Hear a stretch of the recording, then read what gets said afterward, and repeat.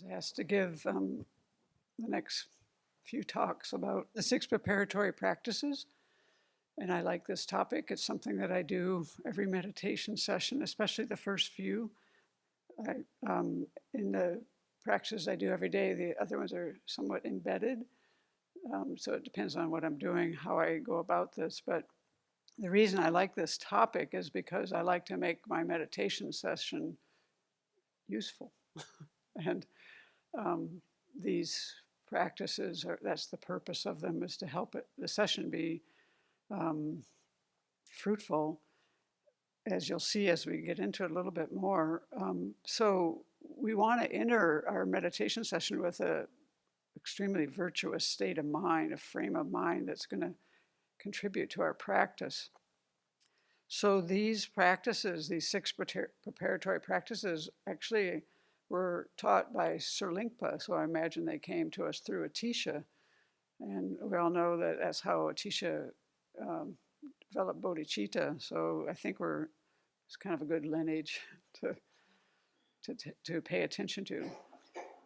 In the Lam Rim, from Lama Tsongkhapa, this is under a section called How to Sustain Meditation. And I think it's helpful to see the bigger picture here, because actually what you're doing is you have the 2 times of the day. You're trying to make good use of the time when you're in your meditation session and then the time between sessions. So that's how they write it. So all day long is kind of one feeds into the other. You're either in the meditation session or between sessions. And so there's teachings in the beginning of the Lam Rim about how to conduct yourself, how to cultivate your practice so that your meditation session can be useful, both within the session and between sessions. And then within the session, they talk about 3 parts. The first is preparation, which is what this topic is. Then there's the actual practice, and then there's the conclusion. And we're pretty familiar with this in the sense of we usually set our motivation before we do an activity. We do the activity, and then we dedicate. So in this sense, that's a very similar kind of activity. In the meditation session, what we're really trying to do is prepare our minds on, like, why are we there? Why are we meditating? What is our aspiration? Where are we trying to go? And also to calm the mind, so you don't just kind of race in and start your practices and then you just race through your session and then you walk out of there and like, what was that? So I think if you really engage in these practices, then I think they can be very useful. They certainly help me. And so even if I don't let me list these practices first.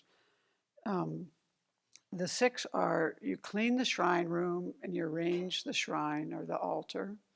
The second is you make offerings.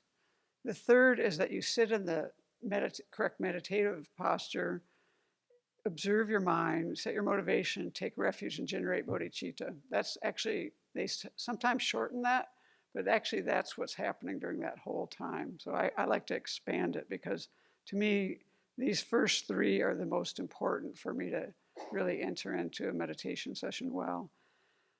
So when the shorthand for that is sit in the correct meditation position, take refuge and generate bodhicitta. But when you read about it, it's a little bit more than that. You're actually going to observe your mind, get your mind calm, set your motivation. So that's the third one. The fourth is to visualize the merit field. The fifth is you contemplate the 7-limb practice, which we have in our abbreviated recitations. Actually, these abbreviated recitations take you all through this practice that offer the mandala. And then the last one, the 6th one, is requesting inspiration from the root and lineage spiritual mentors. So in terms of cleaning the room and arranging the altar, if you think about it, when we are sitting down to meditate, we're actually really tapping into that we're in the presence of the Buddhas and Bodhisattvas. So we actually want to have our mind and our environment in a certain state.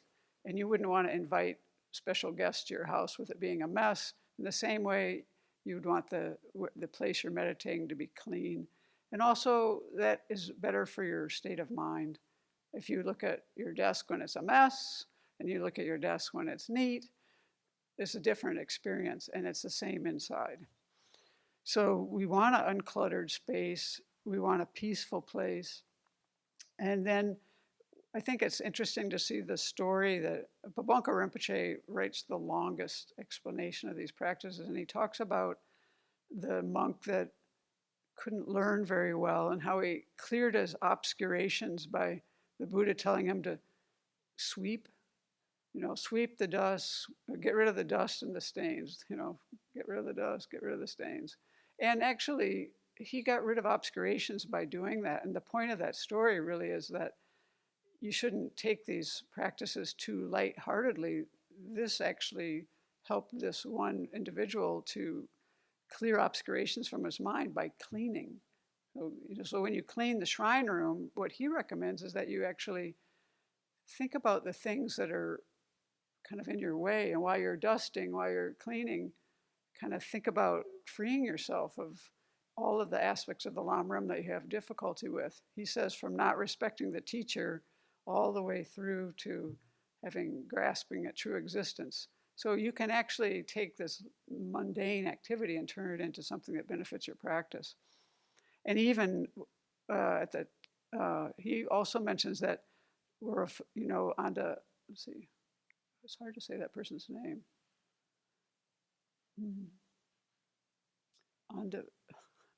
Ananda Pendika, there we go, Ananda Pendika, the park that Jetavana Grove that he gave to the Buddha, he used to come and sweep that every day. And one day he couldn't make it, and the Buddha actually came and swept the park. So that's in a sutra apparently. So anyway, the cleaning the part is, and cleaning the water bowls, all of that is analogous to cleaning our mind. And it helps us to increase our respect for what we're doing. And then for the altar, when you set up the altar, you want to have a symbol of the Buddha's body, speech, and mind. So we usually use a statue of the Shakyamuni Buddha in the middle because he's the founder of our teachings. And then you use a text to represent the Buddha's speech and a stupa to represent the Buddha's mind. And as they're on our altar, the text is usually on the left and the stupa is on the right as we face the altar. So, and then we put other things on our altar as well, various offerings and this and that.